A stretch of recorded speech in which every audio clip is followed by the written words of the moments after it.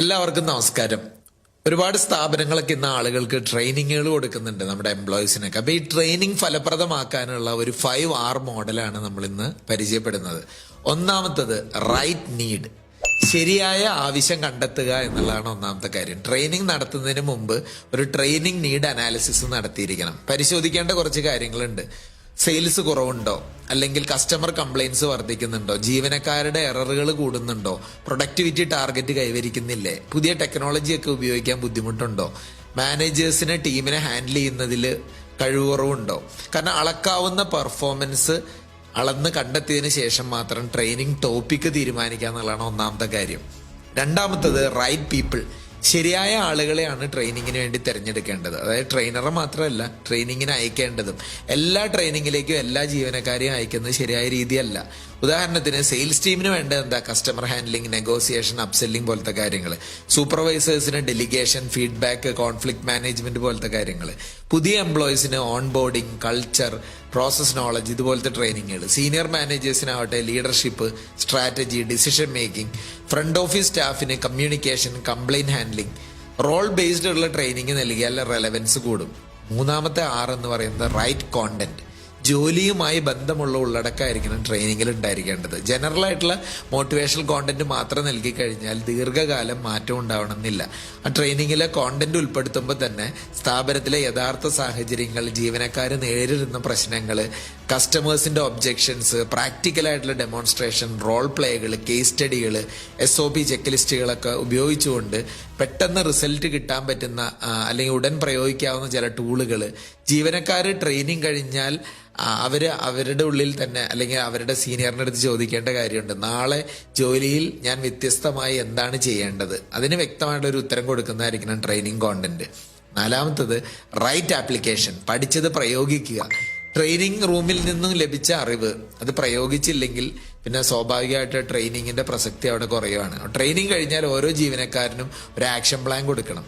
ഞാൻ ആരംഭിക്കേണ്ട ഒരു പുതിയ കാര്യം എന്താണ്? ഞാൻ നിർത്തേണ്ട ഒരു തെറ്റായ ശീലം എന്താണ്? ഞാൻ തുടരേണ്ട ഒരു നല്ല പ്രവർത്തനം എന്താണ്? അടുത്ത 30 ദിവസത്തിനുള്ളിൽ ഞാൻ നേടേണ്ട റിസൾട്ട് എന്താണ്? അപ്പൊ മാനേജേഴ്സ് അതിന്റെ ഒരു വീക്കിലി റിവ്യൂ നടത്തണം. ട്രെയിനിങ്ങിന്റെ തുടർച്ചയായിട്ട് വർക്ക് പ്ലേസ് കോച്ചിങ് നടത്തണം. അങ്ങനെയൊക്കെ വരുമ്പോഴാണ് ട്രെയിനിങ് റിസൾട്ട് ഉണ്ടാവുക. കാരണം training starts in the class room but transformation happens at the work place എന്നാണ്. അഞ്ചാമത്തത് റൈറ്റ് മെഷർമെന്റ്, ഫലം അളക്കുക എന്ന് പറയുന്നത്.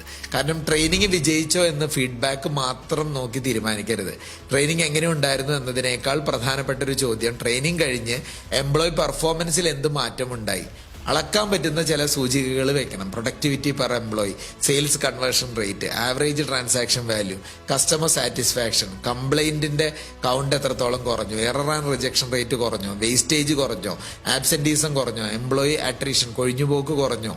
അതായത് ഒരു ടാസ്ക് കംപ്ലീറ്റ് ചെയ്യാനുള്ള ടൈം ഇപ്പൊ പണ്ടത്തേക്കാൾ കുറവ് മതിയോ, അല്ലെങ്കിൽ പുതിയ എംപ്ലോയിയുടെ പ്രൊഡക്ടിവിറ്റി എത്രത്തോളം കൂടി. അപ്പൊ ട്രെയിനിങ്ങിന് മുമ്പുള്ള പെർഫോമൻസും ട്രെയിനിങ് കഴിഞ്ഞുള്ള പെർഫോമൻസും താരതമ്യം ചെയ്യണം.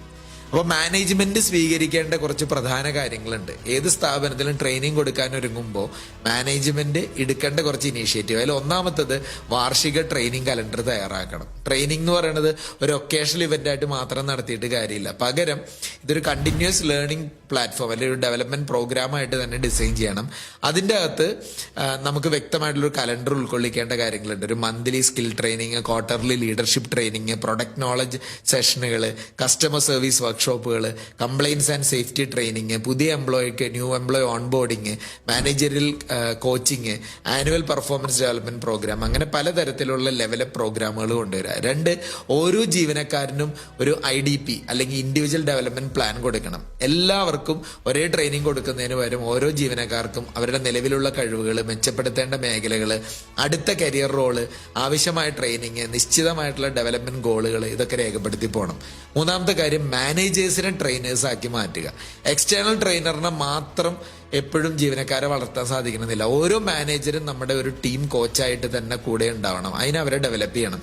മാനേജർ ചെയ്യേണ്ടത് ജോലി കാണിച്ചു കൊടുക്കുക, നിരീക്ഷിക്കുക, കൃത്യമായ ഫീഡ്ബാക്കുകൾ കൊടുക്കുക, തെറ്റുകൾ തിരുത്തുക, നല്ല പ്രകടനത്തെ അംഗീകരിക്കുക, ട്രെയിനിങ്ങിന്റെ ഒരു ഇമ്പോർട്ടൻസ് അല്ലെങ്കിൽ ലേണിംഗ് റീഇൻഫോഴ്സ് ചെയ്യുക. കാരണം employees attend training programs but they learn the culture from their managers. അതുകൊണ്ട് മാനേജേഴ്സിനെ ട്രെയിനേഴ്സ് ആക്കി മാറ്റുക. പിന്നെ ലേണിംഗ് കൾച്ചർ സൃഷ്ടിക്കുക എന്നുള്ളതാണ് നാലാമത്തെ കാര്യം. ചോദ്യം ചോദിക്കുന്ന ജീവനക്കാരനെ എപ്പോഴും ദുർബലനായിട്ട് കാണരുത്, പഠിക്കാൻ ശ്രമിക്കുന്ന വ്യക്തിയായിട്ട് കാണണം. സ്ഥാപനത്തിൽ നോളജ് ഷെയറിംഗ് സെഷനുകൾ കൊണ്ടുവരണം, മികച്ച പ്രാക്ടീസ് പങ്കുവെക്കണം, ചെറിയ ലേണിംഗ് മീറ്റിങ്ങുകൾ നടത്തണം, ട്രെയിനിങ് പൂർത്തിയാക്കിയവരെ അംഗീകരിക്കണം, ഇന്റേണൽ ട്രെയിനേഴ്സിനെ വളർത്തിയെടുക്കണം, തെറ്റുകളിൽ നിന്ന് പഠിക്കുന്ന ഒരു സംസ്കാരം സൃഷ്ടിക്കണം. ഇങ്ങനെയുള്ള കാര്യങ്ങൾ ഇമ്പോർട്ടൻ്റ്. ആൻഡ് ഫൈനലി ട്രെയിനിങ്ങിനെ കരിയർ പാത്തുമായിട്ട് ബന്ധിക്കണം. ട്രെയിനിങ് എടുത്തു കഴിഞ്ഞാൽ അതുകൊണ്ടൊരു പ്രൊമോഷൻ ഉറപ്പാണെന്നല്ല, പകരം ഉത്തരവാദിത്തങ്ങൾ ചെയ്യാനുള്ള കോമ്പിറ്റൻസി നേടിക്കഴിഞ്ഞാൽ അത് ഡെവലപ്മെന്റിനെ സഹായിക്കുമെന്ന രൂപത്തിലൊരു സിസ്റ്റം ഉണ്ടാക്കണം. ജീവനക്കാരന് അത് വ്യക്തമായിട്ട് മനസ്സിലാവണം. ഞാൻ പഠിക്കുകയും പെർഫോമൻസ് മെച്ചപ്പെടുത്തുകയും ചെയ്താൽ എൻ്റെ സ്ഥാപനത്തിൽ എനിക്ക് ഉയർച്ചാ സാധ്യതയുണ്ട്. ഇങ്ങനെയുള്ള കാര്യങ്ങൾ കൊണ്ടുവന്നാൽ ട്രെയിനിങ് കൂടുതൽ എൻഗേജ്മെന്റ് ഉണ്ടാവും, റെലവൻസും ഉണ്ടാവും.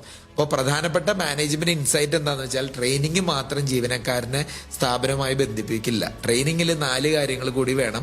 പഠിച്ചത് പ്രായോഗികമാക്കാനുള്ള അവസരം വേണം, മാനേജേഴ്സിന്റെ പിന്തുണ വേണം, മികച്ച പെർഫോമൻസ് റെക്കഗ്നീഷൻ വേണം, കരിയർ ഗ്രോത്തുമായിട്ട് അതിനെ കണക്ട് ചെയ്ത് പോകാനുള്ള കരിയർ ഗ്രോത്തിനുള്ള വ്യക്തമായ വഴിയും വേണം. അങ്ങനെ വരുമ്പോൾ ട്രെയിനിങ് എന്ന് പറയുന്നത് എല്ലാ കാലഘട്ടത്തിലും സ്ഥാപനത്തിന് വളരെ ഗുണകരമായ കാര്യമായിരിക്കും. അത്തരത്തിൽ ട്രെയിനിങ്സ് കണ്ടക്ട് ചെയ്ത് മുന്നോട്ട് നീങ്ങുക. Thank you.